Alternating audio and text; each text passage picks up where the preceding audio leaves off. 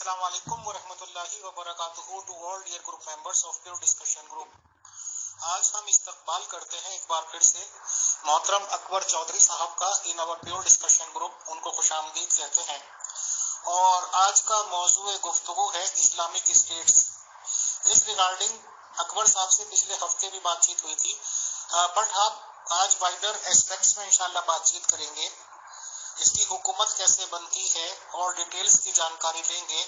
Islamic states में ruler का इंतखाब करने का क्राइटेरिया क्या क्या होता है, या इस तरह के तमाम सवालात इंशाल्लाह लिए जाएंगे। तो मोहतरम अकबर चौधरी साहब, welcome and all dear group members of pure discussion group 2। जी वालेकुम सलाम। ये पिछले हफ्ते हमने जनरल ओवरव्यू जो है इसका हमने जायजा लिया था इस्लामिक स्टेट के कॉन्सेप्ट का। तो 2-3 पॉइंट्स उसमें से रिपीट कर दूं।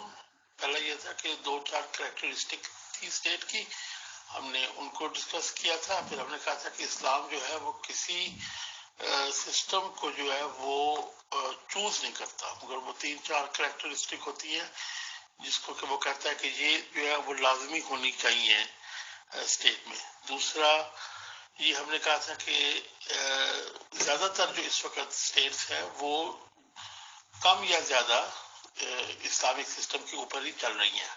तो आज जो है वो थोड़ा सा हम इसकी डिटेल में जाएंगे, जिसमें आपने कहा कि मेथड ऑफ चूजिंग पीपल। मोहतरम अकबर चौधरी साहब, इंशाल्लाह हमारे पास भी थोड़े से सवालात हैं और कुछ मालूमात भी हैं आपको इंशाल्लाह, तो आप शुरू कीजिए। हम सवाल भी लेते रहेंगे और आपके जवाबात भी आते रहेंगे और आप अपने डिटेल्स भी बताते रहें। बहुत शुक्रिया, जज़ाकल्लाह साहब। Method of selection of ruler, तो ये उसी चीज पे जो लास्ट वीक डिस्कस हुआ था कि सॉवरेनिटी जो है belongs to God and characteristic of a ruler is कि वो जो उसकी खसूसियात है वो ये होनी चाहिए कि वो इल्म में और ताकत में दूसरों से नुमाया होना चाहिए। वो ताकत जो है वो जिस्मानी ताकत भी हो सकती है, वो जंगजू ताकत भी हो सकती है, वो अवाम की ताकत भी हो सकती है कि जिसके पीछे अवाम है उसके पास एक सर्टन पावर है। तो इसलिए डेमोक्रेसी को या डेमोक्रेटिक सिस्टम को जो है वो इस्लाम जो है सपोर्ट करता है। अच्छा, अब रही बात वेस्टर्न डेमोक्रेटिक सिस्टम की। वेस्टर्न डेमोक्रेटिक सिस्टम्स जो हैं, वेस्टर्न को एक सिस्टम नहीं है। वेस्ट में अगर आप देखें तो आपके 2-3 सिस्टम जो है ना वो आते हैं। एक आपका पार्लियामेंट्री सिस्टम है, एक आपका प्रेसिडेंशियल सिस्टम है। उसके अलावा किसी हद तक जो है बादशाहत भी रही है, अनटिल रिसेंटली कुछ अर्सा पहले तक बादशाहत भी रही है। तो वेस्टर्न डेमोक्रेटिक सिस्टम जो है, पार्लियामेंट्री सिस्टम जो है वो ज्यादातर अंग्रेज कौमों में है, और पार्लियामेंट्री सिस्टम जो है वो मुस्लिम कंट्रीज में नाकाम रहा है। हत्तुल इम्कान जो है वो नाकाम रहा है। और लोग अक्सर ये कहते हैं कि पार्लियामेंट्री सिस्टम जो है वो इंग्लिश स्पीकिंग कंट्रीज में या इंग्लिश कल्चर वाले कंट्रीज के अंदर जो है वो कामयाब रहा है। फ्रांस में भी पार्लियामेंट्री सिस्टम नहीं है, प्रेसिडेंशियल सिस्टम है। और यूरोप के कुछ और भी कंट्रीज हैं, ममालिक हैं जिनके अंदर प्रेसिडेंशियल सिस्टम है। इनमें फर्क क्या होता है? प्रेसिडेंशियल सिस्टम ये होता है कि जहां पे आप इलेक्ट करते हैं एक ताकतवर शख्स को, और वो एग्जीक्यूटिव का हेड भी होता है और वो लेजिस्लेटिव का हेड नहीं होता, पर लेजिस्लेटिव उसके अंडर होती है, उसके नीचे होती है। तो यहाँ पे 3 जो महकमे होते हैं हुकूमत के, जो कि सियासतदान या सियासत के इल्म रखने वाले पॉलिटिकल साइंस के जो लोग हैं, वो कहते हैं जी आपका एग्जीक्यूटिव, लेजिस्लेटिव, जुडिशरी 3 होने चाहिए। यानी कि मुकन्निना जो है वो कानून साजी करती है, और जो हुक्मरान है वो एग्जीक्यूटिव में होता है, और जो अदलिया जिसको हम कहते हैं उर्दू में, इसको जुडिशरी कहते हैं इंग्लिश में, वो आपकी अदालतें होती हैं। इनके अंदर बैलेंस जरूरी होता है, और जो बैलेंस है वो डिफरेंट कंट्रीज डिफरेंट तरीकों से बताते हैं। तो पार्लियामेंट्री सिस्टम वो है जिसके अंदर के मल्टीपल पार्टीज होती है, और मल्टीपल पार्टीज का जो मसला है ना, वो अंग्रेज जो है انگلش اسپیکنگ جو ہیں کنٹریز وہاں پہ multiple party right and left جو رجعت پسند ہوتی ہیں، جو ترقی پسند ہوتی ہیں، جو پروگریسو ہوتی ہیں، لبرل ہوتی ہیں، ان کو لیفٹ کہتے ہیں، جو رجعت پسند یا کنزرویٹو ہوتی ہیں ان کو آپ رائٹ کہتے ہیں. 2 پارٹیاں بن جاتی ہیں، 3 بن جاتی ہیں، 4 بن جاتی ہیں. مگر جو کنٹریز ہیں اٹلی یا اگر آپ دیکھیں کہ اسپین وغیرہ، وہاں یہ ملٹی پارٹی سسٹم اتنا کامیاب نہیں رہا. یہ 2 پارٹی سسٹم یا 3 پارٹی سسٹم جو ہے جو کہ پارلیمنٹری سسٹم کے لیے ضروری ہوتا ہے. تو جو پریزیڈنشل سسٹم ہے اس میں پارٹی کا جو ہے کانسیپٹ اتنا گہرا نہیں ہوتا. جہاں تک اسلامک اسٹیٹ کا تعلق ہے، اسلام ڈسکریج کرتا ہے بادشاہتوں کو، اور وہ انڈیویجول کوالٹیز کو جو ہے وہ اس کے اوپر زور دیتا ہے. قرآن کریم میں کہیں پہ بھی آپ کو کسی کی حسب نسب، یعنی کہ اس کی جو ہے جو اس کے آبا و اجداد تھے، جو اس کے اینسیسٹرز تھے، اس کے خاندان تھا، اس کی بیس کے اوپر حکومت کہیں پہ بھی آپ کو قرآن کریم میں یا اسلامک ہسٹری میں اس کے اوپر زور نہیں ملتا. ہاں اسلامک ہسٹری میں آپ کو ڈائناسٹیز ملتی ہیں، مگر ان کو بھی غلط نگاہ سے دیکھا جاتا ہے. ان کو دیکھا جاتا ہے کہ یہ جو بادشاہتیں ہیں یہ صحیح نہیں تھیں. اور رسول اللہ صلی اللہ علیہ وسلم کے بعد جو خلفاء آئے ہیں وہ بھی آپ دیکھیں کہ الیکشن کے ذریعے آئے ہیں. چند جو لوگ جو کہ اس قابل تھے ان کے اندر سے الیکٹ ہو کر آئے ہیں. عوام کا الیکشن نہیں ہوا. اب عوام کے الیکشن پہ تھوڑی دیر بعد آتے ہیں. پہلے ڈکٹیٹرشپ کا جو ہے نا وہ ذکر کرتے ہیں. تو ڈکٹیٹرشپ جو ہے وہ کسی کو بھی پسند نہیں ہے. وہ پولیٹیکل سائنٹسٹ کو بھی پسند نہیں ہے، اور وہ اسلام کے اندر بھی کہیں پہ بھی ذکر آیا ڈکٹیٹر کا، مطلق العنان جس کو ہم بولتے ہیں، آل پاورفل ڈکٹیٹر. وہ جو ہمارا ایک پرنسپل تھا کہ چیزیں آپس میں ڈسکس ہوتی ہیں، امرہم شورا بینہم، وہ والا جو چیز ہے ڈکٹیٹر وہ نہیں کرتا. لفظ ڈکٹیٹ کا مطلب ہی یہ ہے کہ وہ اوپر سے آرڈر دیتا ہے، یعنی کہ ایک قسم کا بادشاہ ہوتا ہے. تو بادشاہ جو ہے وہ خاندانی بادشاہ نہیں ہوتا، مگر وہ جو ہے حکمران ایسا ہوتا ہے کہ اس کے پاس تمام طاقت ہوتی ہے. تو اگر ان ساری چیزوں کو مد نظر رکھا جائے اور مزید تفصیل میں یا حوالوں میں جانے کی بجائے ہم یہ کہہ سکتے ہیں کہ اسٹرانگ پریزیڈینشل سسٹم جو ہے وہ is close to Islamic system. یعنی کہ مجلس شورا ہو، پارلیمنٹ ہو جو کہ آپ کو گائیڈ کرتی ہے تاکہ امرہم شورا بینہم کا جو ہے وہ چیز پوری ہو جائے، اور جو پاور ہے وہ علم اور طاقتور اسٹرانگ شخص کے پاس ہو، اور جو سوورینٹی ہے ملک ہے وہ اللہ کے پاس ہو. یعنی کہ خاندانی نہ ہو، ملک جو ہے وہ اللہ کے پاس ہو، جس کو وہ چاہے دے، جس کو وہ چاہے اس سے وہ لے. تو اسٹرانگ پریزیڈینشل سسٹم جو ہے، اور اگر آپ خاندانوں کے علاوہ جو خلافت ہے اسلام کے تاریخ میں اس کو آپ دیکھیں تو آپ کو وہی سسٹم دکھائی دیتا ہے. اب جو پارلیمنٹری سسٹم ہے اس کے کیا ہمارے پاس کیا پرابلمز ہیں. اب جتنا ہم نے ذکر کیا کہ پارلیمنٹری سسٹم جو ہے اس کے اندر 2 پارٹیز ہوتی ہیں، 2 یا 3 یا 4. جب زیادہ پارٹیز ہو جائیں تو وہ فریگمنٹڈ ہو جاتا ہے. ابھی ہم دیکھ رہے ہیں پاکستان میں کیا ہو رہا ہے. اس کی پاکستان میں جو کل ہوا ہے اس کی ہم مثال آپ کو بار بار دیں گے. انڈیویجولز کے اندر جو ہے پارلیمنٹیرینز کے اندر اتنی وہ انٹلیکچوئل اور مورل ڈیپتھ نہیں ہوتی انڈیویجول کے اندر. تو جس طرح علامہ اقبال کہتے ہیں کہ لوگوں کو گنا جاتا ہے، تولا نہیں جاتا. تو وہ ایک قسم کا وہ پارلیمنٹری سسٹم کو جو ہے وہ کرٹیسائز کر رہے تھے. ووٹ کو بھی بعض لوگ کہتے ہیں کہ وہ ووٹ کو بھی کرٹیسائز کر رہے تھے. تو یہ جو آخری حصہ اس کا آتا ہے، یہ پہلے سوال کا، وہ یہ آتا ہے کہ ووٹ اور الیکشن کا جو ہے عوام الناس میں ووٹ یا خواص میں ووٹ. تو اس کے اوپر بہت ساری جو ہے نا وہ ڈسکشن ہو چکی ہوئی ہے. تھوڑی سی میں اور کر دیتا ہوں. اب سوال یہ ہے کہ ہر شخص جو ہے ملک میں وہ ووٹ دے، یا صرف جو خاص طبقہ ہے لکھا ہے یا مالدار ہے یا زمین والا ہے وہ دے. تو اس کے اندر ہمیں تاریخ میں یہ ملتا ہے کہ جو الیکشن اسلامک سٹیٹس میں ہوتے رہے یا جو الیکشن شروع میں برطانیہ میں ہوتے رہے یا کسی حد تک امریکہ میں ہوتے رہے، وہ ان کا دار و مدار بھی ان زمین والے لوگوں کے پاس تھا جن کے پاس زمین کی ملکیت ہو، لینڈ لارڈ ہو، ان کے پاس اپنی زمین ہو اور خاص قسم کی دولت ہو، وہ ووٹ دیں.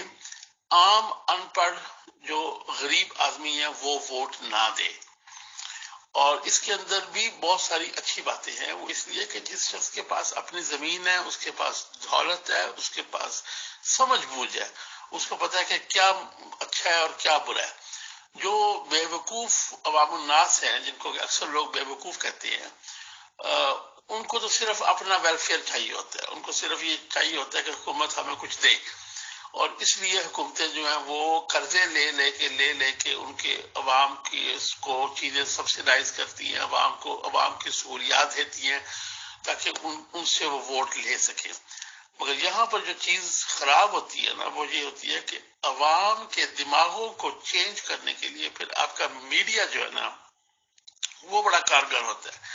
کہ میڈیا کے بغیر آپ عوام کو، جو عوام ہے جن کے اندر اتنا سیاسی شعور نہیں ہے، ان کو آپ کیسے ان کے دماغ بناتے ہیں خاص شخص کو ووٹ کرنے کے لیے؟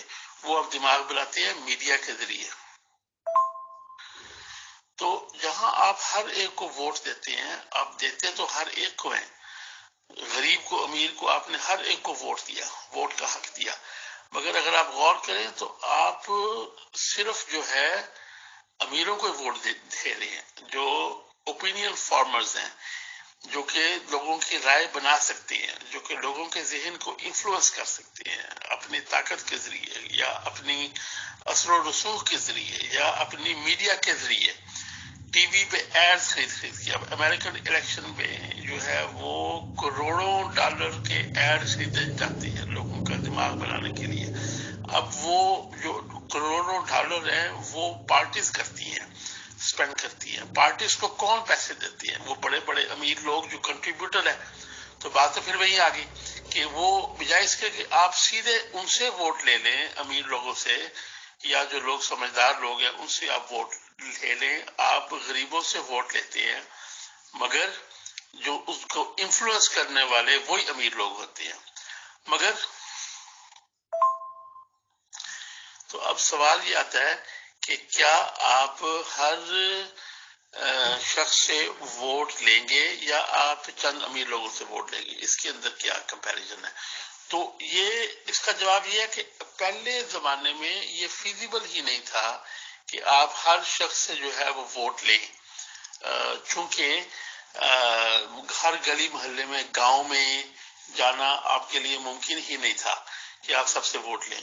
اب یہ ہے کہ آپ جو ہے آپ کی جو کمیونیکیشنز ہیں، آپ کے وسائل ایسے ہیں کہ آپ ہر شخص کے پاس جا کر ووٹ حاصل کر سکتے ہیں اور اس کے نتیجے میں عوام بھی ووٹ دے سکتی ہے. تو جس طرح کہ میں نے ذکر کیا کہ ڈائریکٹلی عوام سے ووٹ لیں یا انڈائریکٹلی لیں، یعنی کہ امیر عوام کو انفلوئنس کر کے میڈیا کے تھرو پھر آپ غریب سے ووٹ لیں یا آپ صرف امیروں سے ووٹ لیں. تو اس کا یہ ہے کہ عوام کو فائدہ ہوتا ہے جب ووٹ ان کے ہوتے ہیں. بے شک کہ امیر ان کے دماغ کو انفلوئنس کر رہا ہے، بے شک کہ میڈیا ان کے دماغ کو انفلوئنس کر رہا ہے، پر الٹیمیٹلی جو کہ ووٹ انہوں نے ڈالنا ہے ان کے پاس کچھ اختیار آ جاتا ہے تو ان کے حالات اچھے ہوتے ہیں. تو اگر آپ دیکھیں 100-150 سال پہلے غریب آدمی کا یورپ میں، امریکہ میں کوئی حال نہیں تھا، چونکہ اس کے مفادات، اس کی پرائرٹیز کو کبھی کسی نے توجہ نہیں دی تھی. تو باوجود اس کے کہ ابھی بھی جو امیر آدمی ہے اسی کا جو ہے انفلوئنس چلتا ہے، اسی کا اثر و رسوخ چلتا ہے. مگر یہ کہ کم از کم غریب کا بھی کوئی نہ کوئی بیچ میں، غریب آدمی کا، عام آدمی کا بھی تھوڑا بہت جو ہے ہاتھ ہوتا ہے. اور عام آدمی، جس طرح آپ انڈیا میں دیکھیں عام آدمی پارٹی ہے، اگر آپ دیکھیں یہ ساری پارٹیاں بنتی ہیں عام لوگوں پر، یہ ہوتی عام نہیں ہے. عام آدمی کا بس عام آدمی ووٹ دینے اور تھوڑا بہت اثر اس کا ہوتا ہے کہ اس تک کیا چیز پہنچی. اگر اس کے بچوں کو تعلیم نہیں مل رہی، اگر اس کو ہسپتال میں خرچہ نہیں مل رہا، تو وہ پھر اپنے میڈیا جو مرضی اس کو کہے اگلے الیکشن پہ، وہ کہے گا کہ نہیں میں نہ مانوں، میں نہیں مانتا، یہ جو بھی کہہ رہے ہیں یہ جھوٹ کہہ رہے ہیں. اور تھوڑا سا ذکر کرتا چلو سنگل پارٹی سسٹمز کا، جس طرح کہ چائنا میں ہے. تو سنگل پارٹی سسٹم جو ہے وہ بھی ایک قسم کی ڈکٹیٹرشپ ہوتی ہے، مگر اس کے اندر سنگل پارٹی اتنی سٹرونگ ہوتی ہے، وہ پارٹی سٹرکچر اتنا سٹرونگ ہوتا ہے کہ وہ اپنے لیڈر کو وقتاً فوقتاً چینج کرتے رہتے ہیں، اور ان کے اندر جمہوریت ہوتی ہے، یعنی کہ وہ ڈیموکریسی ایک پارٹی کے اندر بند ہوتی ہے، وہ ملٹی پارٹی نہیں ہوتی. تو ڈیموکریسی اسی اندر، اس کے اندر ووٹنگ ہوتی ہے، جمہوریت ہوتی ہے، مگر جو مخالفانہ حکومت نہیں ہوتی، یعنی کہ سب مل کے ایک ہی پارٹی کو چلاتے ہیں. یہ چائنیز سسٹم ہے، اور اس کے اندر جو ہے نا وہ کیا کہتے ہیں اختلافات کم ہوتے ہیں، مگر اختلافات کم ہونے کی وجہ سے اس کے اندر ترقی بھی کم ہوتی ہے. تو اب یہ جو سارے سسٹم ہم نے ڈسکس کیے ہیں، اس کے اندر جو موسٹ کلوز ٹو اسلام ہے وہ اسٹرانگ پریزیڈینشل سسٹم ہے، اور پارٹی لیس. پارٹیز کا جو تصور ہے اور پارٹیز کی جو سیاست ہے، میرے خیال میں اس کی اسلام میں گنجائش نہیں ہے. تو پولیٹیکل پارٹیز جو ہیں، سیاسی پارٹیز، اس کے بغیر یا پولیٹیکل پارٹیز کی اہمیت کو کم کر کے پارلیمنٹ مگر اسٹرانگ پریزیڈنٹ، یہ جو سسٹم ہے یہ مسلمان لوگوں کو بھی راحت آتا ہے، اور یہ مسلمان قوموں کے لیے بھی اچھا ہے، اور یہ اکثر قوموں کے لیے اچھا ہے. اور اسی کا موسٹ جو ہم قرآن کو اسٹڈی کرتے ہیں، حدیث کو اسٹڈی کرتے ہیں، ہسٹری کو اسٹڈی کرتے ہیں، تو موسٹ کلوزسٹ یا ویری کلوز یا most compatible with Islamic teachings. تو یہ ہم نے واضح کر دیا تھا لاسٹ ویک کہ اسلام کسی کو پرسکرائب نہیں کرتا. It does not prescribe any single form of government, but this is the form of government that is closest, سب سے قریب ہے اسلامک ٹیچنگز کے مطابق. جی اب آگے چلتے ہیں. جو آلریڈی کوسچنز آئے تھے یا بات چل رہی تھی اس کی ڈیٹیل میں جو ہے نا وہ ہم تھوڑا سا ڈیٹیل میں جاتے ہیں. کوئی سوال ہو، کوئی بات ہو تو پلیز آپ ضرور کیجئے، اور ورنہ ہم سٹیپ بائی سٹیپ اس میں چلتے جاتے ہیں گفتگو کے اندر. تو کچھ تو ہم نے ووٹنگ کا تو ہم نے جو ذکر کیا، اور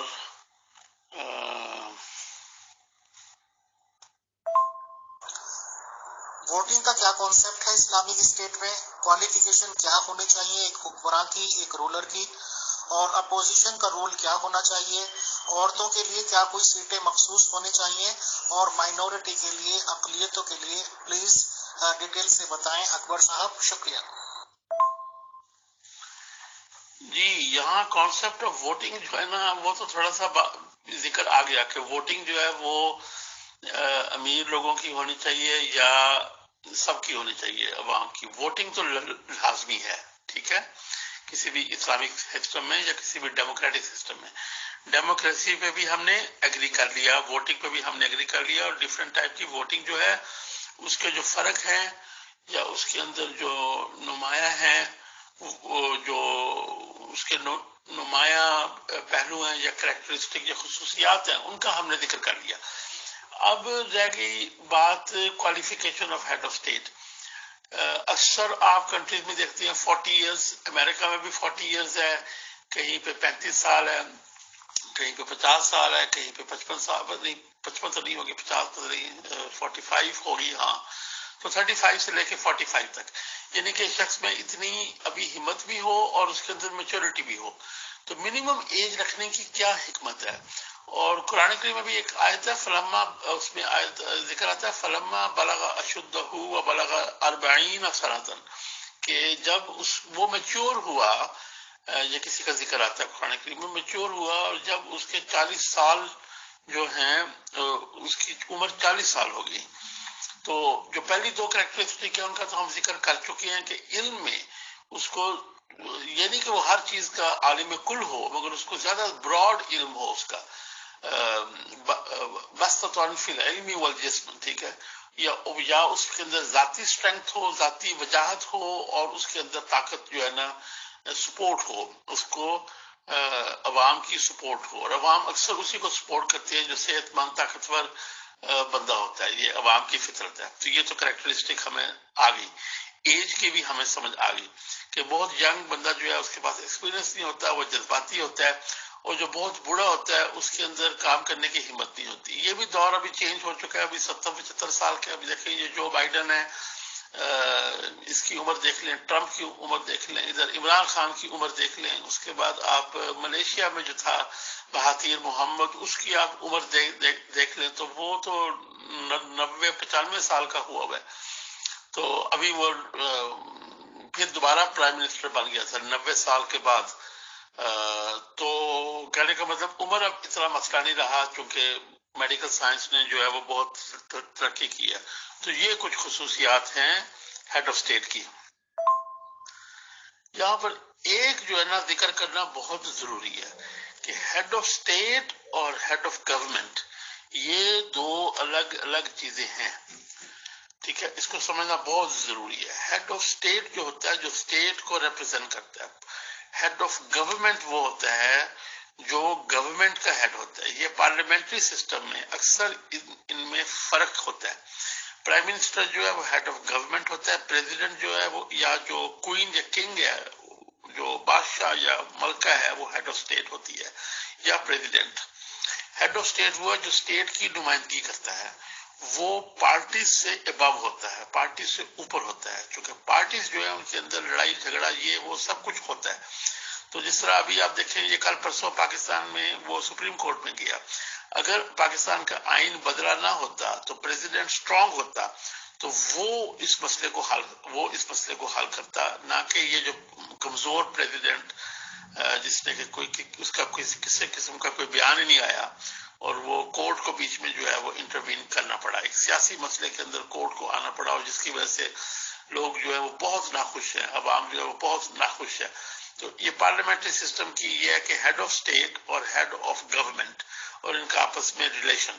گورنمنٹ چینج ہوتی ہے، جس طرح ابھی ہم نے دیکھا کل رات کو 12 بجے گورنمنٹ چینج ہو گئی، اور مگر ہیڈ آف اسٹیٹ وہی ہے. ہیڈ آف اسٹیٹ وہی ہے. ہیڈ آف گورنمنٹ چینج ہوا ہے، ہیڈ آف اسٹیٹ وہی ہے. اگر آپ اٹلی میں دیکھیں، گریس میں دیکھیں تو آپ دیکھیں گے کہ بہت سارے گورنمنٹس جو ہے ہر 2 ہفتے بعد 4 ہفتے بعد 4 مہینے بعد چینج ہو رہی ہوتی ہیں. ایک پارٹی ادھر مل گئی، ایک پارٹی ادھر مل گئی. تو پارلیمنٹری سسٹم کے اندر یہ ریکوائرمنٹ ہوتی ہے کہ پارٹیز 2 یا حد 3 ہوں، بڑی پارٹیز، تاکہ یہ جو ہارس ٹریڈنگ جس کو ہم کہتے ہیں، یہ چھوٹی چھوٹی پارٹیز مل کے ایک دوسرے کے ساتھ گٹھ جوڑ کر کے تو حکومتوں کو سٹیبل نہیں رہنے دیتی. یا پھر ہیڈ آف اسٹیٹ جو ہے وہ مضبوط ہو. تو جس طرح ہم نے ڈسکس کیا کہ strong head of state Islamic اصولوں کو، قرآن کریم، احادیث اور ہسٹری کو دیکھتے ہوئے اور اسلامک لوگوں کی مینٹالٹی کو دیکھتے ہوئے ہم یہ کہتے ہیں کہ اسٹرانگ ہیڈ آف اسٹیٹ جو ہے وہ اسلامک کنٹریز میں ضروری ہے. اور اگر آپ دیکھیں تو سوائے ملیشیا، سنگاپور کے یا بنگلہ دیش کے 3-4 کامیاب پارلیمنٹری کنٹریز ہیں، مگر اکثر جو ہے وہ ہیڈ آف اسٹیٹ جو ہے وہ بہت اسٹرانگ ہوتا ہے. پارلیمنٹ کے لیے ضروری ہے کہ آپ کا اخلاقی معیار اور جو آپ کے پارلیمنٹیرینز ہیں ان کا اخلاقی معیار اور قوم کے اندر روایات اور اقدار بڑی مضبوط ہوں. بنگلہ دیش میں جب تک مضبوط نہیں تھی، ابھی تک پارلیمنٹری سسٹم وہاں اتنا کامیاب نہیں ہوا. وہاں بھی اسٹرانگ پرائم منسٹر ہے اور ان کا جو ہے بیلنس تھوڑا سا اور ہے. پاکستان میں بھی آپ دیکھ لیں، آئین کو پہلے پارلیمنٹری تھا، پھر پریزیڈینشل ہوا، پھر پارلیمنٹری ہے، اور پریزیڈنٹ کی جو ہے حیثیت کو کمزور سے کمزور تک ہیڈ آف اسٹیٹ کی. تو یہ ہوگی ڈسکشن آپ کی head of state, qualification of head of state اور head of government. role of opposition. تو اپوزیشن جو ہے وہ صرف پارلیمنٹری سسٹم میں ایک ایڈورسیریل ہوتی ہے. آج کی گفتگو کے اندر آپ دیکھ رہے ہیں کہ بہت ساری بات انگریز کے پارلیمنٹری سسٹم کے ساتھ ہم جو ہے وہ کمپیئر کرنے کی کوشش کر رہے ہیں. بار بار انہی کا ذکر آتا ہے. انگریز کا جو قانونی نظام ہے وہ بھی ایڈورسیریل ہے, وہ انویسٹیگیٹوریل نہیں ہے, پروسیکیوٹوریل نہیں ہے. یعنی کہ دو وکیل ہوتے ہیں, ایک وکیل استغاثہ, ایک وکیل دفاع, اور جو یعنی کہ پروسیکیوشن اور ڈیفینس, اور عدالتوں میں بھی, اور جو ہے حکومت میں بھی ایک ٹریجری ہوتی ہے, ایک اپوزیشن ہوتی ہے. اب یہ دیکھیں اس کو ٹریجری کیوں کہا جاتا ہے, اس لیے کہ آج آ کے حکومت کا کام پیسہ اکٹھا کرنا اور پیسے کو خرچ کرنا. وہ بادشاہ ہو, وہ پریزیڈنٹ ہو, وہ پرائم منسٹر ہو, یہ حکومت کا بنیادی کام ہے پیسہ اکٹھا کر کے اس کو خرچ کرنا. تو ان کو جن کو پیسے پہ اختیار ہوتا ہے ان کو ٹریجری کہتے ہیں, اور جو مخالف ہوتے ہیں ان کو اپوزیشن کہتے ہیں. اب یہ جو ایڈورسیریل سسٹم ہے, یہ جو تقابلی سسٹم ہے, یہ جو نظام جو اس میں متقابل گروہ آ جاتے ہیں آپ کے آمنے سامنے, ایڈورسیریل سسٹم جو ہے یہ انگریز کا ہے, اور یہ انگریزی ملکوں میں زیادہ کامیاب ہے. ایڈورسیریل سسٹم میں ضروری ہوتا ہے کہ ایک لحاظ ہو, ایک ادب ہو, بات کرنے کا طریق ہو, کچھ روایات ہوں, کچھ قومی روایات ہوں. تو اس لیے پارلیمنٹری سسٹم جو ہے وہ آج کل مسلمان ملکوں کے اندر جو ہے وہ کمزور پڑ گیا ہے. دوسری جو نقصان ہے مسلمان کنٹریز میں ایڈورسیریل سسٹم کا, کہ وہ دین کے اوپر اور لوگوں کے اخلاق کے اوپر اور ان کے ملک کے ساتھ محبت کے اوپر اٹیک ہوتے ہیں. تو یہ اب دیکھیے, اب انگلینڈ میں بھی ایڈورسیریل سسٹم ہے, پارلیمنٹری سسٹم ہے, وہ ایک دوسرے پہ اٹیک کرتے ہیں, مگر وہ اس حد تک نہیں جاتے جس حد تک ہم دیکھتے ہیں پاکستان میں یا ایجپٹ میں, مصر میں یا اور کنٹریز میں. ملیشیا میں چونکہ روایات بڑی سٹرونگ ہیں اور وہاں پہ بادشاہت بھی ہے, ہیڈ آف اسٹیٹ جو ہے وہ بادشاہ ہوتا ہے. ایک بادشاہ نہیں ہے, ان کی 5-7 اسٹیٹس ہیں, اور وہ بادشاہ اس کے اندر روٹیٹ کرتا ہے, اور وہ ان اخلاقیات کا جو ہے وہ خیال رکھتا ہے. اب میں ذرا گہری بات میں جاؤں گا کہ یہ ہو سکتا ہے کہ مسلمان لوگ جو ہیں وہ بھی adversarial political system, party based parliamentary system کے متحمل ہو سکے, مگر اس وقت کولونیل سسٹم کی وجہ سے, یہ نو آبادیاتی نظام جو کہ انگریزوں نے اور فرینچ لوگوں نے اور اسپینش لوگوں نے ہم پر حکومتیں کی ہیں مسلمان کنٹریز کے اوپر, تو اس لیے ہمیں آج کل وہ نظام راس نہیں آتا, کیونکہ انہوں نے ہمارے انسٹیٹیوشنز کو اور ہمارے اندر جو اخلاقیات اور رکھ رکھاؤ تھا اس کو تباہ کیا. یہاں بھی قرآن کریم کی آیت کا حوالہ دوں گا جو ملکہ سبا کے حوالے سے ہے کہ ان الملوک اذا دخلوا قریة جعلوا عالیت اعلی اسفل اعلی عالی, ایسے کر کے کوئی الفاظ ہے کہ یہ جب بادشاہ آ کے ملکوں کو کانکر کرتے ہیں, ان کو فتح کرتے ہیں, تو وہ بالکل نچلے طبقے کو اوپر لے آتے ہیں اور اوپر والے طبقے کو نیچے پھینک دیتے ہیں. اسی طرح اب ہمارے اندر جو نواب وغیرہ ہوتے تھے, ارسٹوکریسی ہوتی تھی, ٹھیک ہے وہ ہمیں پسند تو نہیں تھے, پر وہ ہمیں ایک قسم کی اخلاقیات دیتے تھے, ہمیں ایک لحاظ ہوتا تھا کسی کا. اب جو ہے وہ ایڈورسیریل سسٹم میں لحاظ ہے ہی نہیں ہے. جہاں بھی آپ دیکھیں کہ مسلمان کنٹریز کے اندر ایڈورسیریل پارلیمنٹری سسٹم ہے, جہاں پہ اپوزیشن ہے اور ٹریجری ہے, وہاں دیکھیں کہ الزامات کی اور بچھاڑ ہوتی ہے, آپس میں مل کر بیٹھ کر بات ہی نہیں کر سکتے, کیونکہ وہ نہ تو ہیڈ آف اسٹیٹ سٹرونگ ہوتا ہے اور نہ ان کی روایات اور ارسٹوکریسی جو ہے وہ اتنی سٹرونگ ہوتی ہے کہ وہ مہذب طریقے سے آپس میں بیٹھ کر بات کر سکیں. ہمیشہ خون خرابہ ہوتا ہے یا کوئی ذلت امیز جو ہے وہ حرکت ہوتی ہے جس کی وجہ سے جو ہے وہ اسلام بدنام ہوتا ہے. تو ہو سکتا ہے کہ مستقبل میں کہیں پہ مسلمانوں کو راس آئے یہ ایڈورسیریل پارلیمنٹری سسٹم, مگر اس وقت ہم دیکھ رہے ہیں کہ یہ اسلامک ٹریڈیشنز کے منافی ہے. Last but not the least, چونکہ اسلام کے اندر بار بار یہ ہے کہ کنتم خیر امت اخرجت للناس واعتصموا بحبل اللہ جمیعا ولا تفرقوا. تو یہ ایڈورسیریل سسٹم جو ہے یہ اسلام کو راس نہیں آتا. اور غور سے سنیں میری بات کہ ایڈورسیریل سسٹم جو ہے یہ بنا تھا انگلینڈ میں، جہاں پہ لینڈ لارڈ ایک طرف اور مزارع ایک طرف ہوتے تھے. یہ کلاس بیسڈ ہے، یہ غریب اور امیر کے بیچ میں ہے. اسی لیے لیبر پارٹی، اب آج تک انگلینڈ میں لیبر پارٹی کہتے ہیں اس کو، اور ٹوری پارٹی کنزرویٹو جو ہے اس کو ٹوری کہتے ہیں. اور جتنے بھی انگریز ملک ہیں ان میں ٹوری اور کنزرویٹو ہیں، یا سوری کنزرویٹو اور لیبر، یا کنزرویٹو اور لبرل، ایک مالدار لوگ اور ایک مزدور. ٹھیک ہے. اسلام چونکہ یہ تفرقہ نہیں کرتا، ایک ہی صف میں کھڑے ہو گئے محمود و ایاز، اس لیے ہم یہ کہیں گے کہ پارلیمنٹری ایڈورسیریل سسٹم جو ہے وہ اسلامک انسٹرکشنز کے اتنا مطابق نہیں ہے جتنا کہ اسٹرانگ پریزیڈینشل سسٹم ود مجلس شورا، جس قسم کا سسٹم ضیاء الحق نے انٹروڈیوس کروانے کی کوشش کی تھی. میں ضیاء الحق کو پرسنلی بات نہیں کر رہا، مگر وہ جو سسٹم وہ لے کے آیا تھا، یا اس نے آئین کو، پاکستان کے آئین کو تھوڑا سا بدلا تھا، یا جو سسٹم ایجپٹ میں چل رہا ہے، یا جو سسٹم اس وقت عراق میں چل رہا ہے، یا جو سسٹم ایران میں چل رہا ہے اور کامیابی کے ساتھ چل رہے ہیں، وہ strong presidential system with very weak parties non adversarial, متقابل نہیں، ایک دوسرے کے مخالف نہیں. تو یہ ہے کانسیپٹ اپوزیشن اور ٹرائیری کا. یہ کہاں سے شروع ہوا اور یہ کتنا اس میں سے اسلامک جو ہے وہ یہی ہے کہ اپوزیشن پارٹی نہ ہو، کیونکہ اسلامک اسٹیٹس جو ہیں وہ ماننے یا نہ ماننے وہ بہت اسٹرانگ مذہبی ہوتی ہیں. یعنی کہ اسلامک کنٹریز سارے ہی عوام مذہبی ہوتے ہیں، اور وہاں پہ یہ اختلاف اور انتشار جو ہے یہ برداشت نہیں کیا جاتا اور یہ اچھا نہیں سمجھا جاتا.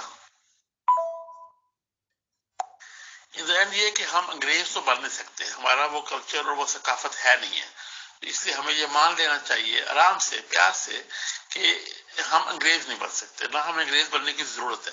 ہمارا ایک کلچر ہے، ہمارا ایک اتحاد ہے، ہمارا ایک نماز پڑھنے کا طریقہ ہے، ہمارا جو ہے وہ صفیں بنانے کا طریقہ ہے، ہمارے اندر زکوٰۃ اور غریب کا جو ہے وہ مدد کا ایک طریقہ ہے، ہمارے اندر علم کی اور دینی علم کی ایک اہمیت ہے. یہ جو ہمارے معاشرے کی چیزیں ان کو ہم نظر انداز نہیں کر سکتے. تو اس لیے ہم انگریز نہیں بن سکتے، ہم انگریز کا نظام اڈاپٹ نہیں کر سکتے. ہاں ہم آہستہ آہستہ، اب آپ دیکھیں تاریخ پچھلے 100-150 سال کی، کہ اس ایک اسلامک فارم آف گورنمنٹ جو بار بار میں جو ہے وہ ذکر کر رہا ہوں کہ وہ strong head of state who is the president, relatively weak non partisan, یعنی کہ پارٹیوں کا جو ہے وہ کم انفلوئنس ہو، پارٹیاں ہوں مگر ان کا انفلوئنس کم ہو، وہ ایک مجلس شورا ہو. اور اب آخری چیز رہ گئی عورتوں کی سیٹیں اور مائنورٹی سیٹیں.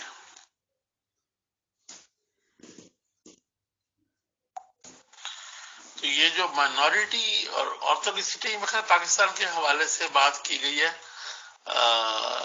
یہ جو ہے وہ اس کو کہتے ہیں ایفرمیٹیو ایکشن، اس کو کہتے ہیں ایسا قانون جس سے کہ جو کہ کم لوگ کم ریپرزینٹیو ہوں.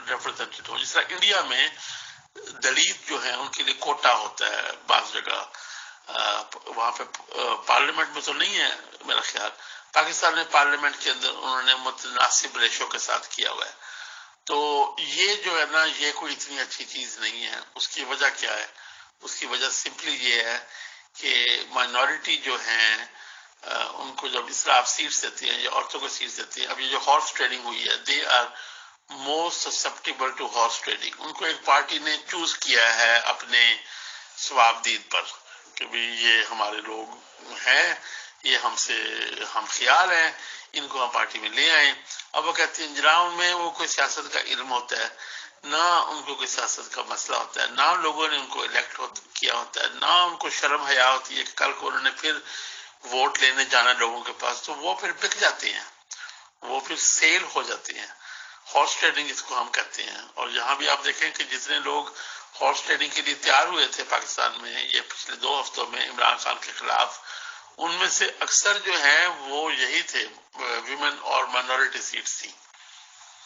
اس پہ ہم آ کر اختتام کرتے ہیں اس کا. محترم اکبر چودھری صاحب، اسلامک اسٹیٹ کا اکنامک سسٹم بتائیں، فورن پالیسی بتائیں اور پرنسپلز آف وار بتائیں، اور پلیز اس میں یہ ضرور انکلوڈ کریں کہ ایک بار جو اسلامک اسٹیٹ قائم ہو گئی چاہے چھوٹے سے علاقے میں ہوئی، کیا اسے حق یہ ہوتا ہے اسلامک طور پہ یا قرآن کے اجازت سے کہ وہ آس پاس کے ملکوں پہ حملہ کرے، ان کو زمین کو ہتھیائے، اور اس بیس پہ کہ اپنے ریلیجن کا پرچار پرسار کرنا ہے، اپنے ریلیجن کو پھیلانے کے لیے کیا دوسرے ملکوں پہ حملہ کیا جا سکتا ہے؟ بتائیں. شکریہ. جی لاسٹ پروگرام کے اندر اکنامک سسٹم کی ہم نے بات کی تھی، اور اس کا جو بنیادی اصول جو ہے وہ عوام کی ویلفیئر ہے، اور وہ یہ ہے کہ بلکہ عوام کی ویلفیئر میں کہتا ہوں کہ پہلی دفعہ اسلام نے دی، جس کو یورپ نے بھی بعد میں اڈاپٹ کیا. اور عوام کی جو ویلفیئر ہے اس کے اندر ایک بڑی اہم چیز جو ہے وہ زکوٰۃ کا کانسیپٹ ہے، کہ جو آپ کا کیپٹل ہے، اکٹھا کیا ہوا ہے مال جو کہ یوز نہیں ہو رہا، اس کو آپ دوبارہ اکانومی میں لے کے آئیں. اس سے اکنامک سائیکل بھی جو ہے وہ کم، اکانومی میں معیشت میں سائیکل ہوتے ہیں، دور آتے ہیں، اونچ نیچ آتی رہتی ہے، پہلے اونچ پھر نیچ پھر اونچ پھر نیچ. تو یہ جو دور آتے ہیں ان کو ڈیمپن کرنے کے لیے، ان کو کم کرنے کے لیے، ان کی اونچ نیچ کو کم کرنے کے لیے زکوٰۃ کا بڑا امپورٹنٹ کانسیپٹ ہے، کہ آپ جب کیپٹل جو ہے، جب سیونگ زیادہ ہو جاتی ہے، اکانومی میں پیسے کم ہوتے ہیں، تو زکوٰۃ جو ہے وہ اس کو پیسے کو واپس لے کے آتی ہے عوام تک. تو وہ جو ہے جس کو کہتے ہیں، جس کا پرنسپل ہے کہ کئی لا یکون دولۃ بین الاغنیاء منکم، کہ پیسہ صرف امیروں میں نہ جو ہے وہ سرکل کرتا رہے. اس کی ایک مزیدار مثال میں آپ کو دوں میر صاحب، وہ یہ ہے کہ کائنیشین اکنامکس جو پچھلے 70-80 سال سے یورپ اور باقی دنیا میں چل رہی ہے، کینز کے نام سے اس کا نام تھا، اکانومسٹ کا نام کینز تھا، تو وہ کائنیشین اکنامکس کے نام سے وہ چلتی ہے، اس کا نام ہے. وہ کہتا تھا کہ ہیلی کاپٹر کے ذریعے نوٹ پھینکو، وہ کہتا تھا کوئی فرق نہیں پڑتا، حکومت ہیلی کاپٹر کے ذریعے نوٹ پھینکے وہ سارے واپس آئیں گے. عوام نے پیسوں کا کیا کرنا ہے؟ وہ بچا تو سکتے نہیں، بیچارے غریب لوگ، انہوں نے خرچ ہی کرنا ہے اپنی ضروریات کے اوپر، تو پیسہ اکانومی میں واپس آتا ہے. تو اس کو ابھی تک یہی کہتے ہیں helicopter, throwing money from helicopters. ٹھیک ہے، اس کا بھی اکانومسٹ مثال کی ایسا ہوا تو نہیں ہے، مگر جو حکومت ویلفیئر دیتی ہے یا خرچہ دیتی ہے یا پیسے دیتی ہے، وہ اکانومی کو اینڈ پہ وہ اکانومی کو اسٹرانگ ہی کرتے ہیں. تو یہ جو ہے اکنامک سسٹم کی جو ہے تھوڑی سی بنیاد ہے. یہاں پہ ڈیٹیل کے اندر جاتے ہوئے ہمیں یہ بھی پتہ چلتا ہے کہ اسلام کی جو شروع کی ریاستیں تھیں اسلامک ہسٹری میں، وہاں پر لوگوں کا جو بنیادی حق تھا وہ بھی اسٹیٹ دیتی تھی. اسٹیٹ ہر چیز نہیں دیتی آپ کو، اسٹیٹ شیلٹر، فوڈ اس کی ذمہ دار تھی، یعنی کہ ویلفیئر اسٹیٹ تھی. تو یہ عمران خان صاحب جو یہ ریاست مدینہ اور ویلفیئر اسٹیٹ کی بات کرتے ہیں، اور ترکی میں بھی جو ہے وہ مسلم ویلفیئر اسٹیٹ ہے. یہ یورپین ویلفیئر اسٹیٹوں کے برابر تو نہیں ہے، مگر یہ کہ ویلفیئر اسٹیٹ جو ہے وہ اسلام کے اکنامک سسٹم سے قریب تر ہے، اور غریب کا بہت اہمیت ہے اسلام کے اندر. اب فارن پالیسی کا جو ذکر ہے وہ بھی ویسٹرن کنٹریز نے بہت بعد میں آ کر اسلامک کانسیپٹس کو اڈاپٹ کیا. قرآن کریم میں بھی بار بار ذکر آتا ہے کہ جن کا تمہارے ساتھ عہد ہوا ہو، یعنی کہ ٹریٹی جس کو ہم کہتے ہیں، دو قوموں کا آپس میں عہد ہوا ہو، آپ نے اس عہد کو قائم رکھنا ہے. آپ نے اس انلیس کہ دوسری پارٹی عہد کو نہ توڑے، آپ نے عہد کو نہیں توڑنا. اب آپ دیکھیں کہ یو ایس کانسٹیٹیوشن وہ کہتی ہے کہ یو ایس جو کانسٹیٹیوشن آئین ہے وہ سب سے سپیریئر ہے، مگر یو ایس کانسٹیٹیوشن کے اندر یہ ذکر ہے کہ سب سے اوپر ٹریٹیز ہیں، جو آپ نے فارن کنٹریز کے ساتھ جو آپ نے معاہدے کیے ہوئے ہیں، جو آپ نے ایگریمنٹ کیے ہوئے ہیں، وہ سب سے اوپر ہے. کیونکہ دوسرے ملک کو نہیں فرق پڑتا، یا اس کو کوئی واسطہ نہیں کہ آپ کے اندرونی سسٹم کیا ہے، آپ کا ملک کا سسٹم کیا ہے، آپ کا نظام کیا ہے. دوسرے ملک کو صرف یہ غرض ہے کہ میرے ساتھ جو اس نے معاہدہ کیا ہے اس پہ وہ قائم رہے گا کہ نہیں رہے. یہاں پر جو عجیب بات ہے وہ دارالاسلام اور دارالحرب کی ہے. یہ میرے خیال میں یہ ایک اسلامک کانسیپٹ ہے جو کہ آؤٹ ڈیٹڈ ہے. یہ آج کل کے زمانے پر لاگو نہیں ہوتا ہے. ہو سکتا ہے کسی زمانے پر لاگو ہوتا ہو مگر ابھی یہ لاگو نہیں ہے. وہ ایک کانسیپٹ ہے، ایک تصور ہے جس کے اندر آپ کہتے ہیں یہ اسلام کا ایریا ہے اور یہ جو ہے یہ جنگ کا ایریا ہے، یعنی کہ جہاں پہ اسلام نہیں ہے وہاں پہ جنگ ہے. تو اتنا زیادہ شدید جو جنگ کا کانسیپٹ ہے وہ کچھ عرصہ مسلمان کنٹریز میں رہا ہے، مگر میں نہیں سمجھتا کہ یہ نہ تو قرآن کا ہے اتنا اس کی بیس قرآن پہ ہے، اور نہ یہ آج کل کے جو ہے آج کل کے جو سیاسی صورتحال ہے جس میں چھوٹے چھوٹے ملک ہیں اور وہ ملکوں کے بارڈر بھی چینج نہیں ہوتے، وہاں پہ دارالاسلام یا دارالحرب کہنا کہ یہ جو ہے یہ اسلام کی زمین ہے اور یہ جو ہے یہ کافر کی زمین ہے یا یہ جنگ کی زمین ہے. تو یہاں جو بھی آپ نے ذکر کیا کہ آپ اسلام کے اندر جنگ جو ہے وہ ڈیفینسو ہے لوگ کہتے ہیں، مگر ہم دیکھتے ہیں کہ بہانے بنا کر بادشاہوں نے، چونکہ بادشاہ کا کام ہے، بادشاہتوں کا کام ہے کہ وہ دوسرے علاقوں پہ قبضہ کریں، ان کے ریسورسز پہ قبضہ کریں، اپنی طاقت کو بڑھائیں. تو یہ ہم دیکھتے ہیں کہ انہوں نے کوئی نہ کوئی بہانہ بنا کر بعض دفعہ جو ہے اپنی سلطنت کو یا اپنی اسلامک امپائر کو یا کنٹری کو بڑھانے کی کوشش کی، اور اس کو انہوں نے ڈیفینسو کا نام دیا، پر وہ پیورلی ڈیفینسو نہیں تھی. تو یہ کہ اسلام پھیلانے کے لیے جنگیں ہوئیں یہ جو ہے ہسٹری سپورٹ نہیں کرتی، مگر کیا اسلامی بادشاہتوں نے اور اسلامی خلافتوں نے جو ہے وہ زبردستی لوگوں پر جنگ مسلط کی؟ جی، یہ ہمیں مثالیں ملتی ہیں کہ انہوں نے چھوٹا سا بہانہ ڈھونڈ کر جو ہے وہ جنگیں مسلط کی دوسری قوموں کے اوپر. مگر یہ کہ کیا وہ جنگیں دین پھیلانے کے لیے تھیں؟ شاید انہوں نے کہا ہو، مگر ہمیں اس چیز کا ثبوت نہیں ملتا کہ کہیں بھی اگر دین پھیلانے کے لیے تھی تو جب انہوں نے قبضہ کیا تو قبضہ کرنے کے بعد کیوں نہیں وہ دین پھیلا یکدم؟ کیوں اس کو 100 سال لگے یا 200 سال لگے یا 300 سال لگے؟ اگر انڈیا پر مسلمانوں نے قبضہ کیا تو کیوں ابھی تک ہندو میجورٹی میں ہے؟ اگر جو ہے وہ جہاں پہ لوگ خود سے مسلمان ہوئے، اسپین دیکھ لیں، اسپین پہ مسلمانوں کا قبضہ تھا اور انہوں نے کسی کو فورسبلی کنورٹ نہیں کیا. وہاں پہ یہودی عیسائی پارلیمنٹ کا حصہ تھے، قوم کا جو ہے وہ حصہ تھے، حکومت کا حصہ تھے.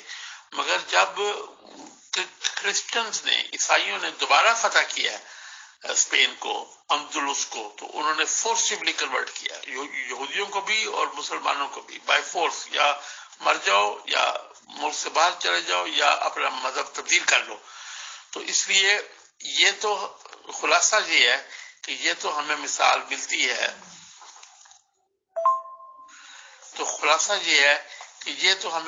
ملتی ہے، کہ مسلمان بادشاہوں نے بہانہ لگا کر ڈیفینسو وار کا اوفینسو وار کی، کانکویسٹ کے لیے، پیسوں کے لیے، اثر و رسوخ کے لیے. پر یہ ہمیں اسلام میں یا اسلامک ہسٹری میں یا اسلامک کنٹریز کی ہسٹری میں کہیں بھی مثال نہیں ملتی. مجھے تو کہیں پہ بھی نہیں ملی جہاں پہ پیورلی مذہب کو پھیلانے کے لیے جنگ کی گئی ہو. یہ اس کی مثال نہیں ملتی. اگر ایسا ہوتا تو پھر فورسبلی کنورژن ہوتی اور یکدم کنورژن ہوتی، اور وہ کہیں پہ بھی ہمیں دکھائی نہیں دیتا کہ جس طرح عیسائیوں نے ریکونکسٹا کہتے ہیں اس کو، ریکونکسٹا، اس کے اندر جس طرح انہوں نے سب کو بیڑا غرق کر کے ان لوگوں کو مار کے انہوں نے کرسچن فیتھ میں لے کے آئے تھے، وہ ہمیں مثال اسلام میں یا اسلام کے ایکسپینشن میں ہمیں وہ مثال نہیں ملتی. اب اس میں تھوڑا سا ہم آ جاتے ہیں جنگوں کے اصولوں پر. تو جنگ اسلام کے اندر، اسلامک سسٹم کے اندر ڈیفینسو ہے. ہاں اس طرح کا ذکر ہوا بھی کہ بادشاہوں نے اس کو تھوڑا سا لوز کر کے، یا اس کا تھوڑا سا، اس کا کانسیپٹ کو تھوڑا سا لوز کر کے اس کو اوفینسو وار کو بھی ڈیفینسو قرار دے دیا. اس کو ابھی بھی آج کل کے دور میں بھی بعض دفعہ فالس فلیگ آپریشن کہتے ہیں، بعض دفعہ کچھ کہتے ہیں. اس قسم کے نام جو ہیں وہ آپ کو اکثر ملیں گے کہ قومیں بہانہ بنا کر. ابھی آپ دیکھیں کہ جس طرح روس یوکرین پہ حملہ کر رہا ہے، میں یہ نہیں کہتا کہ وہ غلط کر رہا ہے، اس کے اپنے حقوق ہیں، مگر اس نے تھوڑا سا بہانہ بنایا اور حملہ کیا. جس طرح امریکہ جو ہے اس نے عراق پہ بہانہ بنا کر حملہ کیا، تو یا جس طرح سعودی عرب ہے اس نے یمن پہ بہانہ بنا کر حملہ کیا. تو ان کا بہانہ، ہر ایک کا بہانہ اسٹرانگ ہوتا ہے یا کمزور ہوتا ہے، مگر ایسے بہانہ بنا کے اپنے ڈیفینس کے لیے سب یہ کہتے ہیں کہ جی ہم اپنے ڈیفینس کے لیے کر رہے ہیں، پر وہ اتنی ڈیفینسو وار نہیں ہوتی. اس طرح اسلام میں ڈیفینسو وار کی اجازت ہے، اوفینسو وار کی جو ہے وہ اجازت نہیں ہے. آگے جو اصول ہیں اسلام کے کہ آپ نے جنگ کے دوران عبادت گاہوں کو خراب نہیں کرنا، آپ نے درختوں کو خراب نہیں کرنا، آپ نے فصلوں کو خراب نہیں کرنا، آپ نے بوڑھوں کو، عورتوں کو، بچوں کو کسی قسم کا نقصان نہیں پہنچانا. یہ جو چیز ہے یہ جو چیز ہے یہ ایک اس کے اوپر تھوڑا سا اور کامنٹ کرنا جو ہے وہ ضروری ہے. جی بالکل صحیح کہا آپ نے کہ not all Islamic wars were defensive, they were offensive too. تو یہ میں کہہ رہا ہوں کہ اوفینسو تھی پر مذہب پھیلانے کے لیے اوفینسو نہیں، اس کی مثال نہیں ملتی. تو بہانہ بنا کر اب آپ یہ بھی کہہ سکتے ہیں کہ جو انڈیا پہ آئے یہ مغل سلطنت آئی، وہ بہانہ بنا کر انہوں نے انڈیا پہ قبضہ کرنا تھا. تو یہ میں نے بالکل ایڈمٹ کیا ہے کہ مسلمان بادشاہ اور جو ڈائنسٹیز خلفاء کی، انہوں نے اپنا اثر و رسوخ وسیع کرنے کے لیے to expand their empires, to expand their influence, to hunt for resources, پیسے کی تلاش میں، طاقت کی تلاش میں، انہوں نے ڈیفینس کا بہانہ بنا کر اوفینسو وارز کی ہیں. پر ریلیجن کی پھیلانے کے لیے یہ کہیں مثال نہیں ملتی. ورنہ جس طرح یہ مغل آئے یا یہ افغانستان سے آئے، 3-4 طرف سے مسلمان کانکررز جو ہیں وہ انڈیا میں آئے، مگر کسی نے بھی فورسبلی انڈیا کو کنورٹ نہیں کیا. ہندو پاپولیشن ابھی بھی آپ دیکھیں کہ میجورٹی میں ہے. اب ہم آتے ہیں لاسٹ چیز کے اوپر، رولز آف وار کے اندر. تو رولز آف وار کے اندر ہم نے ذکر کیا کہ ہم غریبوں کو اور بزرگوں کو اور عورتوں کو اور بچوں کو اسلام نے ایکسپلیسٹلی فوربڈ کیا. پھر قرآن کریم میں آتا ہے کہ چرچ اور مساجد وغیرہ جو ہیں ان کو آپ نے نقصان نہیں پہنچانا. سورہ حج میں آتا ہے، ذکر آتا ہے لہدمت صوامی و بیع و صلوات و مساجد یذکر فیہا اسم اللہ کثیرا، کہ جہاں پہ اللہ کا ذکر ہوتا ہے آپ نے اس کو نقصان نہیں پہنچانا. فصلوں کو، ہر سب نسل جو ہے وہ اپنے فصلوں کو اور جو جانور ہیں ان کو آپ نے نقصان نہیں پہنچانا. یہ تو ہو گئے اچھی باتیں، اور یہ بہت بعد میں دنیا نے اڈاپٹ کی. تو یہ اسلام واز اے پائونیئر. اسلام نے اس قسم کے جو ہیں اچھے جنگ کے اصول جو ہیں وہ بیان کیے. جنگ ایک برحق چیز ہے، تو وہ لوگ جو کہتے ہیں جنگ ہونی نہیں چاہیے وہ بھی غلط ہے، اس کی ڈسکشن الگ جو ہے وہ ہم کہتے ہیں. جنگ جو ہے وہ ضروری ہے. سورہ البقرہ میں اللہ تعالیٰ یہی فرماتا ہے کہ وَلَوْلَا دَفْعُ اللَّهِ النَّاسَ بَعْضَهُم بِبَعْضٍ، اگر اللہ ایک گروہ کو دوسرے گروہ سے دھکا نہ دیتا، یعنی کہ دور نہ کرتا، تو بڑی عجیب و غریب دنیا کی کیفیت بن جاتی. جنگ جو ہے وہ بڑے، جب فیصلہ کسی اور طریقے سے نہ ہو تو وہ جنگ سے ہوتا ہے. اب آخری چیز جو کہ بہت کانٹروورشل ہے وہ یہ ہے کہ جنگ کے دوران غلاموں اور لونڈیوں کا لینا. اب آپ اس کو لے کے جائیں میڈیول دور کے اندر. آج کل کی جنگیں جو ہیں وہ نہ کوئی پرزنر آف وار اتنی دیر کے لیے بنتے ہیں، وہ بم کے ذریعے، ایریل بمبارڈمنٹ کے ذریعے جو ہے وہ فتح حاصل کر لیتے ہیں. تو مگر اگر آپ اپنے آپ کو کچھ عرصہ پیچھے لے کر جائیں تو آپ دیکھیں گے کہ जंग जब होती थी, जंग मुसल्लत की जाती थी या खुद से होती थी, मगर जो दूसरी पार्टी है, अगर आप पे हमला हुआ है तो फिर तो आपका बहुत ही बुरा हाल है।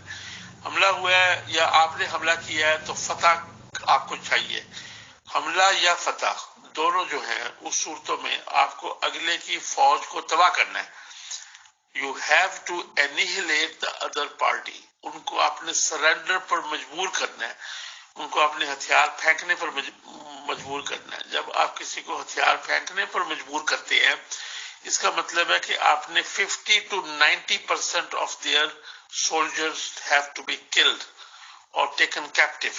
ठीक है, जब तक आप उनकी आधे से ज्यादा ताकत को अगर आप फिनिश नहीं करते या उनको आप रख ले, उनको जंगी कैदी बना लें या आप उनको मार दें, इसके अलावा तीसरा रास्ता नहीं है।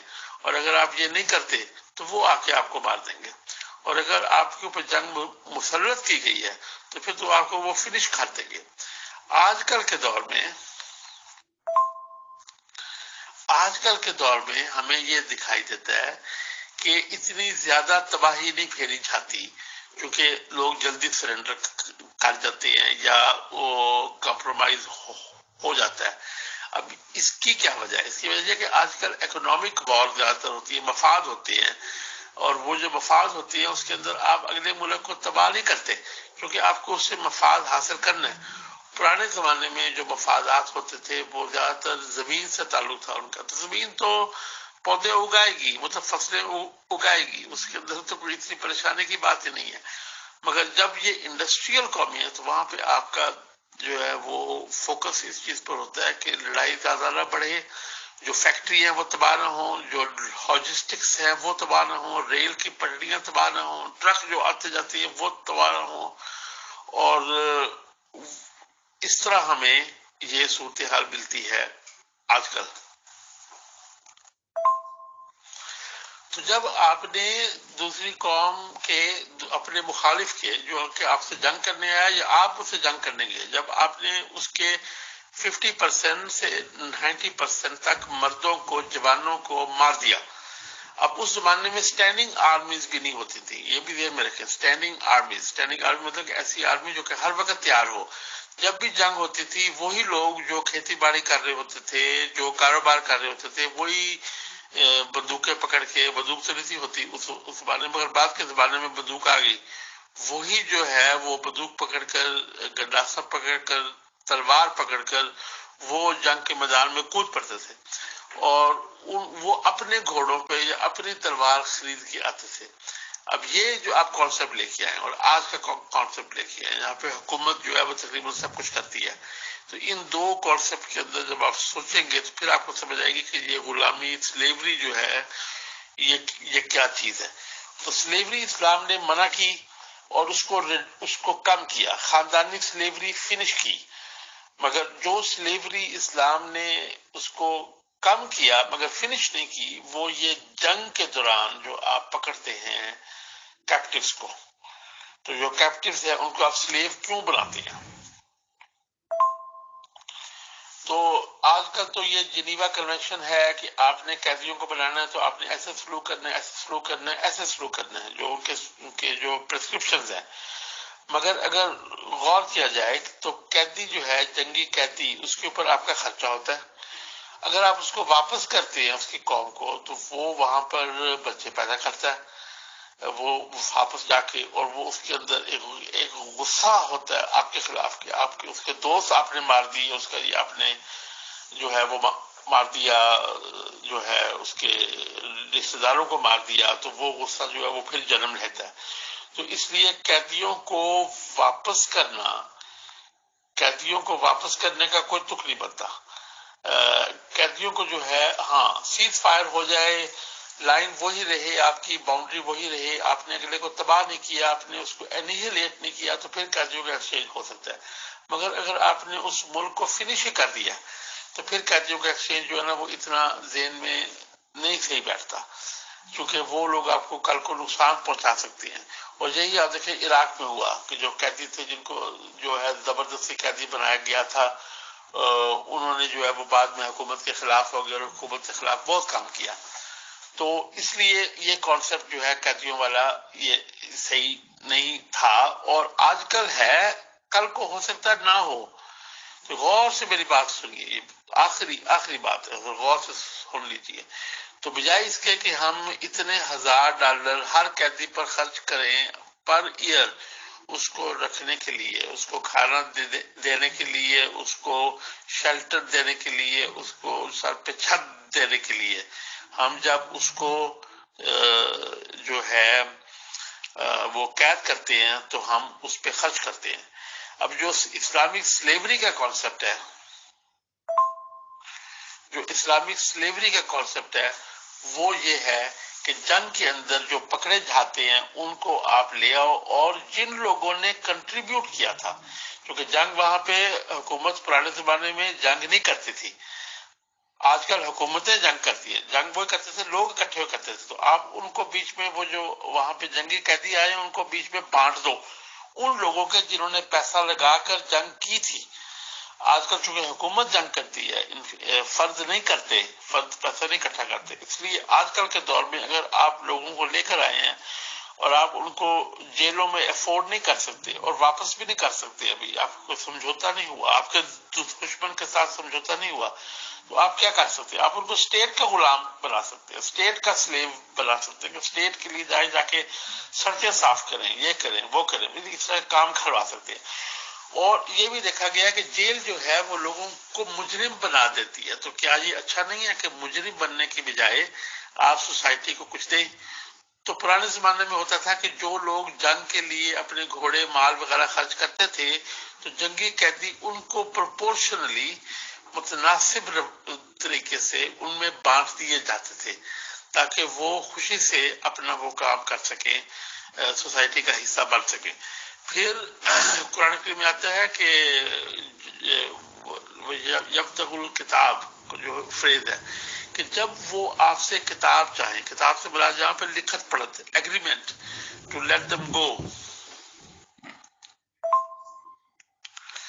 تو اسلام یہ کہتا ہے کہ جب وہ آپ سے اجازت مانگے اور وہ کہے کہ جی ہمیں اب بتاؤ کہ ہم نے 2 سال میں، 3 سال میں، 4 سال میں اپنی آزادی چاہیے، تو آپ ان کو کیسے آزادی دو گے؟ جو بھی چاہتا ہے آزادی لینا آپ اس کو دو. جو عورت غلام ہے یعنی کہ لانڈی ہے، اس کو بھی آپ اس کی بھی بات سنیں گے، پیار سے سنیں گے، اور سن کر آپ اس کا جو خدشہ ہے کہ جو میرے پرانے ہیں، جو جو جو جو ان کے خدشات ہیں ان کو آپ دور کر دیں گے. تو یہ تو کانسیپٹ تھا کہ جو مرد سلیو آپ لے کر آتے ہیں ان سے آپ کام لیتے ہیں. اگر وہ بندہ کاروباری تھا تو اس سے کاروبار میں مدد دے گا جس بندے کے حصے میں وہ سلیو آیا، یا اگر وہ ذمہ دار تھا تو اس کی فارم کے اوپر وہ کام کرے گا. تو یہ ایک یوزفل کام ہو گیا. اور اس کو کتاب لکھ کے دینی آپ نے، اگر وہ آپ سے مانگتا ہے، یعنی کہ 5 سال بعد، 6 سال کے کام کے بعد، 10 سال کے کام کے بعد آپ اس کو رہا کر دیں گے، یعنی اس کی جیل کی سزا ایک قسم کی پوری ہو گئی. اب جیلوں پہ خرچ کرنے کی بجائے ہم نے ان کو پروڈکٹیو سوسائٹی کے اندر بٹھا دیا، مگر ان کو باندھ کر، غلام بنا کر، اور ان کو ہر بہانہ دیا. اب قرآن کریم میں کئی سزائیں ایسی ہیں کہ غلام کو رہا کر دو، غلام کو رہا کر دو، غلام کو رہا کر دو. تو اسلام نے غلام کا کانسیپٹ فنش نہیں کیا، مگر اسلام نے اس کو حد الامکان ریگولیٹ کیا. اور جو عورتوں کا مسئلہ ہے وہ تھوڑا سا اور ہے. تو جو فیمیل غلام تھی، جو لونڈیاں تھیں، اب ان کو اب یکدم آپ نے ایک دوسرے قبیلے کو تباہ کر دیا. ان کے آپ فرض کریں 5000 لوگ تھے، آپ کے بھی 5000 تھے. اب آپ نے ان کے 5000 میں 2500 فرض کریں میل تھے، 2500 میں سے 1000 جو ہے وہ 15 سے 50 سال کے مرد تھے جو کہ جنگ میں حصہ لے سکتے ہیں. تو 1000 مرد آپ نے ان کا مار دیا. اب جو 1000 بیوائیں ہیں ان کو آپ اٹھا کر لے آئے، اب ان کو قیدی بنا کر، چونکہ اپنی قوم میں تو چھوڑنا نہیں ہے، ان کے اندر تو آپ کے لیے ہیٹرڈ ہے، نفرت ہے. تو وہ آپ 1000 لے آئے. 5000 آپ تھے، 5000 وہ تھے، 1000 آپ کے آگے. جب آپ نے مرد جو بیچارے بچ گئے تھے 200-300 ان کو تو آپ نے غلاموں کے طور پہ بانٹ دیا، اور یہ جو لونڈیاں ہیں ان کو آپ نے ڈسٹریبیوٹ کر دیا، again like the male slaves آپ نے ان کو ڈسٹریبیوٹ کر دیا۔ اور اب یہاں پہ مسئلہ آ گیا کہ یہ جو عورتیں جن کے ہسبینڈ فوت ہو چکے ہوئے تھے، جو کہ جنگ میں مارے گئے تھے، یہ تو آپ کی سوسائٹی میں فساد پڑ جائے گا۔ تو اسلام نے پھر اس کا کانسیپٹ یہ نکالا کہ جس کے حصے میں وہ لونڈی آئی ہے آپ اس کو ہی اس کے اوپر رائٹس دے دیں بیوی کی طرح، ناٹ فلی بیوی، انلیس کہ اس کے بچہ ہو۔ اگر اس کے بچہ ہو جائے، وہ ام ولد ہو جائے، تو وہ اس کا مکمل طور پر وہ اس کی حیثیت وہی ہوگی جو ایک اس کی ریگولر وائف کی ہوتی ہے۔ ورنہ یہ کہ کم از کم معاشرے میں سیکشول بے راہ روی نہیں پھیل جائے گی۔ ورنہ اگر آپ یکدم ایک 5000 کی سوسائٹی میں 1000 عورتوں کو لے آتے ہیں جو کہ سیکشول ایج کی ہیں، تو وہ اس سے تو فساد ہی ہوگا، ہر بندہ دوسرے سے ہٹ رہا ہوگا۔ تم نے میری کنیز کو پریگننٹ کر دیا، وہ کہے گا تم نے میری کنیز کو پریگننٹ کر دیا، تمہارے غلام نے میری کنیز کو پریگننٹ کر دیا۔ تو اس لیے انسان نے یہ سمپل سے اصول رکھے کہ اگر وہ کہتی ہیں تو ان کا نکاح کر دو۔ یہ بھی قرآن کریم میں آیا ہے کہ جو تمہاری لونڈیاں چاہتی ہیں دوسروں سے نکاح کرنا، دوسرے غلاموں سے کسی اور سے نکاح کرنا، ان کی آپ نکاح کر دو۔ جو آزادی چاہتی ہیں ان کو آزادی دے دو، اور جو آپ کی اولاد کرتی ہیں وہ آپ کے لیے اس کے وہی حقوق ہیں جو کہ آپ کے باقی بیویوں کے ہیں یا آپ کی مین بیوی کے ہیں۔ تو یہ ہے اس کا اینڈنگ کانسیپٹ۔ تو سوری اور معذرت اگر میں ذرا ٹائم سے اوپر چلا گیا ہوں، پر یہ غلاموں اور لونڈیوں کا کانسیپٹ جو ہے تھوڑا سا کلیئر کرنا آج کل کے حوالے سے بڑا ضروری تھا۔ تھینک یو، شکریہ۔ کوئی سوال ہو تو آپ مجھے بعد میں بتا دیں۔ محترم اکبر چودھری صاحب، آپ سے ایک سوال پوچھ لوں؟ ماشاءاللہ آپ تو ہر طرح کی نالج رکھتے ہیں۔ یہ کہا جاتا ہے جن لوگوں کو جنگ میں قیدی بنایا جاتا ہے، اسپیشل لیڈیز کو، کہ جی ان کی جنسی ضروریات کو پورا کرنا ضروری ہے، اس لیے ماشاءاللہ مسلمانوں کے مرد مجاہد انہیں اپنے ساتھ رکھتے ہیں۔ اور آپ نے بھی کہہ دیا جب تک کھائے کھیل رہے ہیں بچہ نہیں ہوتا ہے تو ٹھیک ہے جی، اس کو وائف بنانے کی ضرورت نہیں، اور اگر بچہ ہو گیا تو ٹھیک ہے، پھر وہ آپ کی ریگولر وائف کی طرح ہوگی۔ تو جو لوگ غلام بنا کے لائے جاتے ہیں مینس جینٹس، تو میرے خیال سے تو شاید انسانی فطرت کے حساب سے انہیں بھی جنسی ضروریات ہوتی ہوں گی، تو مطلب کیا ان کے لیے بھی کوئی خیال رکھا جاتا ہے؟ کیا مسلمان لوگ ان کے لیے بھی یہ فیسلٹی پرووائڈ کرا سکتے ہیں کہ چلو بھائی جب ان کے یہاں کے مرد ماشاءاللہ لونڈیوں کے لیے اویلیبل ہیں تو ان کے یہاں کی خواتین یا لیڈیز بھی اویلیبل ہو جائیں غلاموں کے لیے؟ آخر انہیں بھی جنسی ضروریات ہیں سر۔ اس ریگارڈنگ مذہب اسلام کیا کہتا ہے بتائیں، شکریہ۔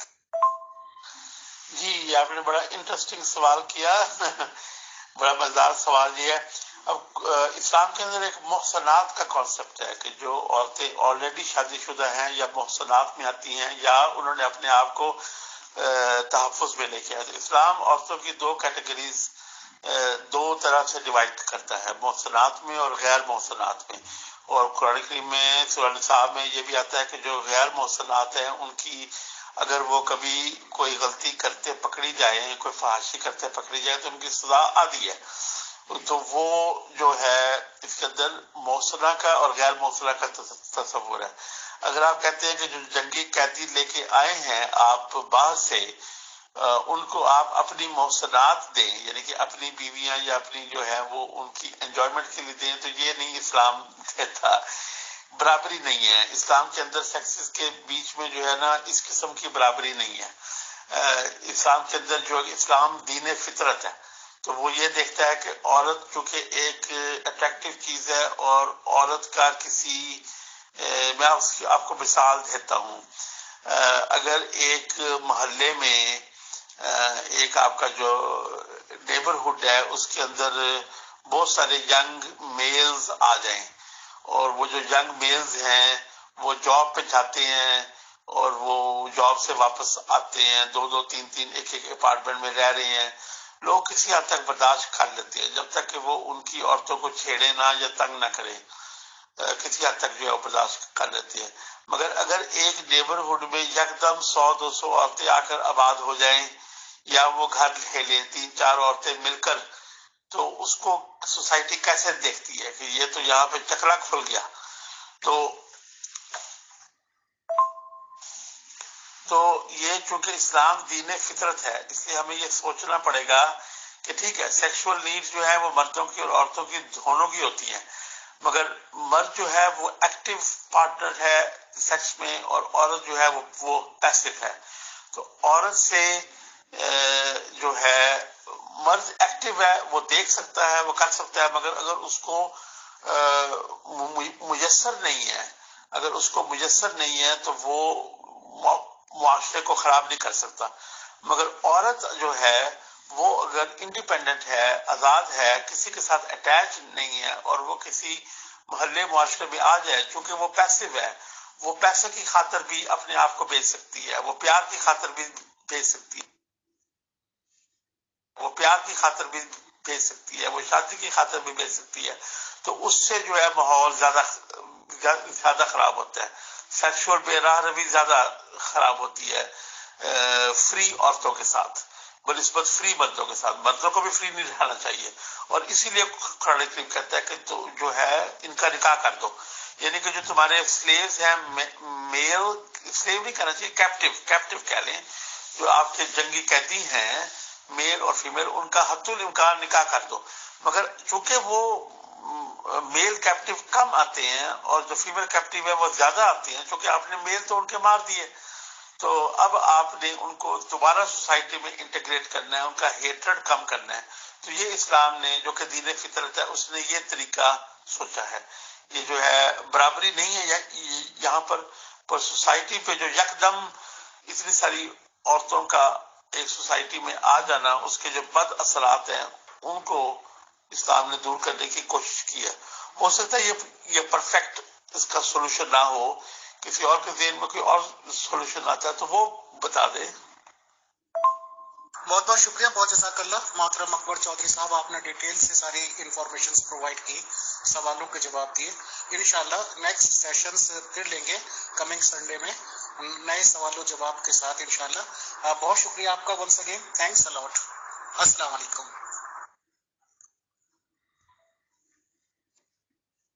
کر لیا ہو اور وہ اس کام کو نہ کرے تو کیا وہ بے ایمان کہلائے گا؟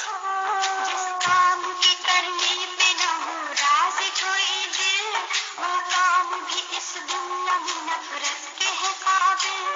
جو کچھ بھی زباں کہہ دے وہ اقرار نہیں ہے، لغزش ہے لبوں کی وہ گنہگار نہیں ہے.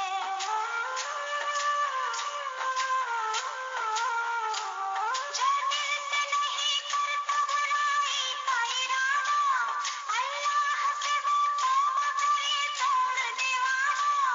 جلدی جو سنبھل جائے وہ نادان نہیں ہے، ایمان جس میں ہو وہ بے ایمان نہیں ہے.